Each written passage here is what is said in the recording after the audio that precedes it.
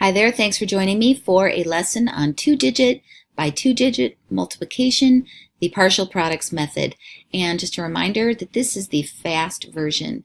I have other videos that break down the steps and explain every part so that you understand why you're doing it.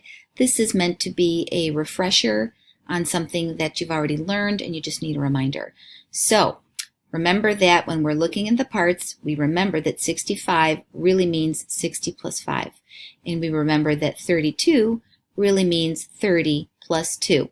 And then here's my little diagram on the steps that we're going to take when we multiply. And my students think of this as like a barn door. It kind of looks like a gate or a barn door. So I always start on the right with my ones on the right side on the bottom. Let's start with the 2. 2 times 5. Here's my 2, here's my 5. 2 times 5 is 10.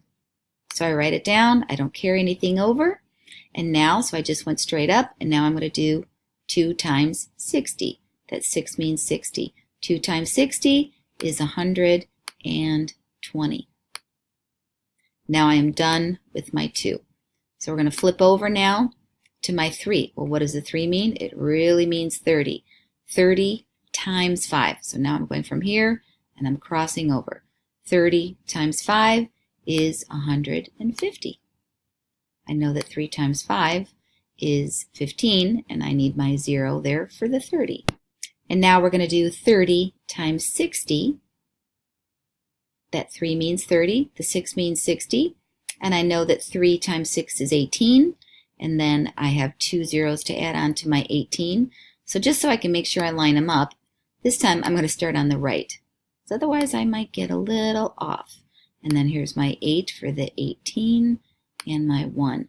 And now I can add them all together. I've got all my parts. I made sure I multiplied every part and I add it straight down. Those are all zeros. Adding all my ones. I'm always careful to add straight down. 1 plus 2 is 3 plus 5 is 8.